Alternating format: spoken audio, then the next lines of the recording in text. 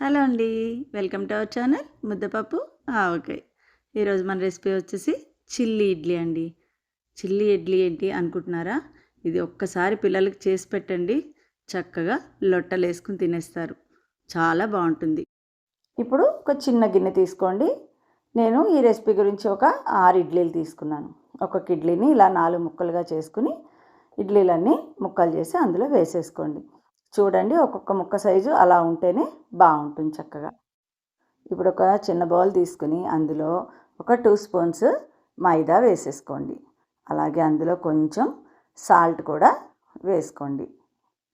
అలాగే కొంచెం corn flour ఉంటుంది కదా, అది కూడా ఒక 1 స్పూన్ లాగా వేసేసుకోండి. అలాగే ఇందులో కొంచెం పసుపు వేసుకోండి, కలర్ గురించి బాగుంటుంది. అలాగే కొంచెం కారం కూడా వేసుకోండి, ఒక 1/2 స్పూన్లా వేసుకోండి, ఎక్కువ కారం ఏం పట్టదు. ఇందులో కొంచెం వాటర్ పోసుకుని పల్చగా కలుపుకోండి. ఈ బ్యాటర్ ఏమాత్రం థిక్గా ఉన్నా అస్సలు బాగోదండి. చక్కగా పల్చగా కలిపేసుకొని చూసారుగా, అలా ఉంటే సరిపోతుంది అనమాట.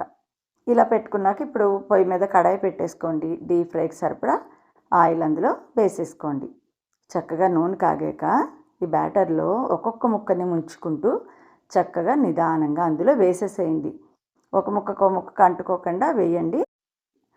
మీడియం ఫ్లేమ్లో ఉంచండి. అప్పుడే ఇవి చక్కగా క్రిస్పీగా వేగుతాయి.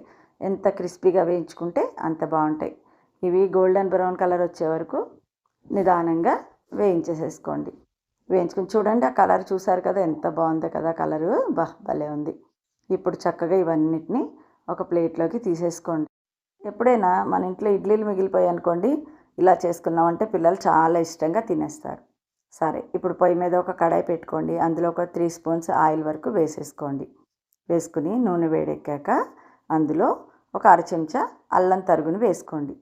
అల్లం తరుగుని కొంచెం అటు ఇటు కలిపి ఒక్క పిసరు వేగాక ఒక 1 స్పూన్ వరకు సన్నగా తరిగిన వెల్లుల్లి వేసుకోండి. మీరు ఎంత సన్నగా తరిగితే అంత బాగుంటుంది. అలాగే ఒక పచ్చిమిరపకాయను కూడా చక్కగా కట్ చేసేసుకుని అందులో వేసేసుకోండి. అలాగే ఉల్లిపాయలు కూడా చూసారుగా నేను ఎలా వేసానో, ముక్కలు అలా కట్ చేసుకుంటేనే దీనికి బాగుంటుంది. అలా 10-12 ముక్కలు వేసేసుకోండి.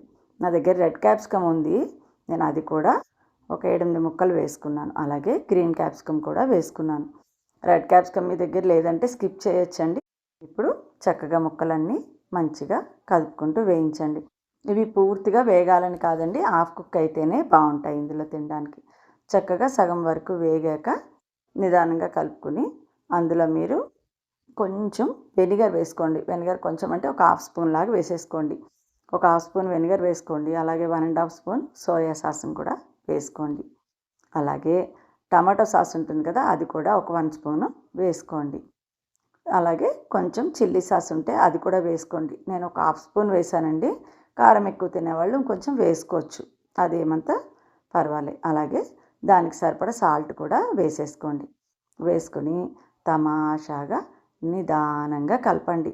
చక్కగా ముక్కలన్నిటికీ ఇవన్నీ పట్టేలాగా బాగా నిదానంగా కలుపుకోండి. ఇప్పుడు మనం ఇందాక వేయించి పెట్టుకున్నాం కదా ఇడ్లీవి, ఆ ముక్కలన్నీ ఇందులో వేసేసుకోండి. ఇడ్లీ ముక్కలు చితక్కుండా చాలా జాగ్రత్తగా అన్నిటికీ మసాలాలు పట్టేలాగా బాగా కలిపేసుకోండి. చూడండి ఎంత కలర్ఫుల్గా ఉందో. పిల్లలు చాలా ఇష్టంగా తింటారండి ఇలా చేసి పెడితే. ఇందు మీద కొంచెం నువ్వులు జల్లేసుకోండి, మంచిది, పిల్లలకి హెల్త్కి మంచిది, బాగుంటుంది. అలాగే కొంచెం స్ప్రింగ్ ఆనియన్స్ వేసుకోండి, కొంచెం కొత్తిమీర తరుగు కూడా వేసేసుకోండి. ఇప్పుడు అన్నీ కలిసేలాగా చక్కగా కలిపేసేసుకుని దీన్ని సర్వింగ్ డిష్లోకి తీసేసుకొని చక్కగా సర్వ్ చేసుకోండి.